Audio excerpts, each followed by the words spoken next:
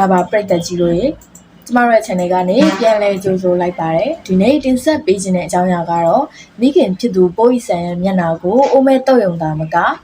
ကတ္တရာစင်းနဲ့ပါလောင်းချလိုက်တယ်ဆိုတော့ပိုးဤဆန်ရဲ့အငယ်ဆုံးသမီးရွှေလာအကြောင်းပဲဖြစ်ပါတယ်ပိုးဤဆန်ဆိုတာကတော့ပရိသတ်တွေသိကြတဲ့အတိုင်းပဲကက်ဆက်ခစ်ကလေးကမြန်မာတန်စင်တွေကိုတာယာချိုလွင်သောအတန်ပိတကြီးများတဲ့စာသားတန်စင်တွေကိုပိုင်နိုင်စွာတည်ဆိုခဲ့တာကြောင့်နိုင်ငံကျော်ပြည်သူ့ချင်းမြန်မာတန်စင်အဆိုတော်တူဖြစ်ခဲ့ပါတယ်တန်ရောစင်လွန်းတင်တဲ့ဂျို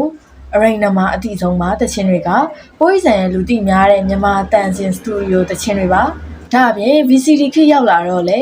အကဲလေးမသိလို့လားသိလို့နေလားဝဲလေလေစတဲ့တချင်းကောင်းတွင်ပါဝင်တဲ့အကဲလေးအဗန်ဟာဒီကနေ့အချိန်ထိလူကြီးလူငယ်ကြားမှာရေးပန်းစနေစေဖြစ်ပါတယ်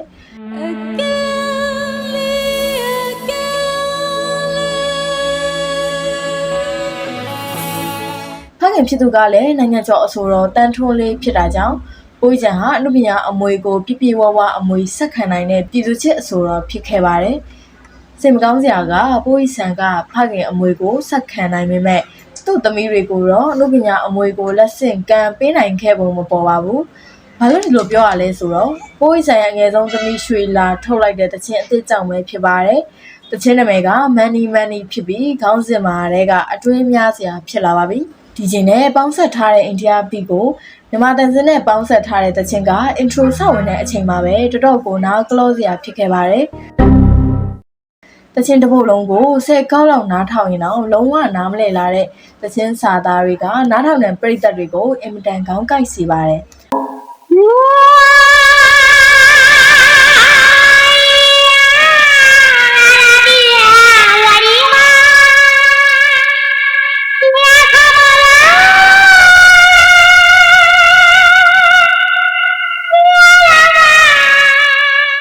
အော်တိုကျွန်းတွေကိုမလိုအပ်ပဲအလုံးအကျူးထည့်ထားတာကြောင့်တခြင်းဖွင့်ထားတာကိုနားထောင်လိုက်ရင်လူတစ်ယောက်တီဆိုနေရတဲ့မတူပဲကြောင်အကောင်30လောက်တပြန်နဲ့ဝိုင်းအော်နေသလားလို့ထင်ပါစေပါတယ်။ဒါအပြင်တခြင်းစာသားရေးဆက်မှုအပိုင်းကိုကြည့်ရင်လည်းညံ့တာထက်ပိုတဲ့ခြာတူးလန်အစစ်မှာ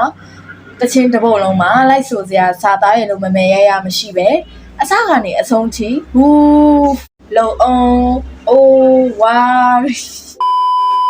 ဒီနဲ့ဒါပြည့်နှက်နေပါတော့တယ်မိခင်ပိုးဤဆန်လုံးကအိန္ဒိယတန်စင်ကိုပြန်ဆိုထားတဲ့အကယ်လေးတခြင်းကယနေ့အချိန်ထိရေပန်းစားနေတာကိုအားကြပြီးအလားတူတန်စင်မျိုးလိုက်ဆိုလားမသိပေမဲ့ပရိသတ်တွေအတွက်တော့နားမထောင်နိုင်စရာဆိုးဝါးလုံးတဲ့တခြင်းဖြစ်သွားစေတာပါပရိသတ်တွေရဲ့ comment တွေကိုကြည့်လိုက်မယ်ဆိုရင်လည်းချီးကျူးတန်တွေအစားစိုးခုံကားတဲ့ကမိတ်ဆာမအတန်တခြင်းစာသားကိုဘလို့မှနားမလည်လို့စာနှမ်းထိုးပေးပါကန်ကြီးထိုက်လို့ဒီလိုတခြင်းနားထောင်ရတာစတူဒီယိုထဲကျောင်းဆဲကောင်ဖမ်းထည့်ထားလားစတဲ့ကဲ့ရဲ့ရှုံချဝေဖန်ဆဲဆိုတန်တွေနဲ့ပြည့်နှက်နေပါတယ်သူထုတ်လိုက်တဲ့တခြင်းတစ်ပုတ်ကအမေဖြစ်တဲ့ပိုးဤဆန်ရောအဖိုးဖြစ်တဲ့တန်ထွန်းလေးကိုပါတိတ်ခါချလိုက်တာဖြစ်ပါတယ်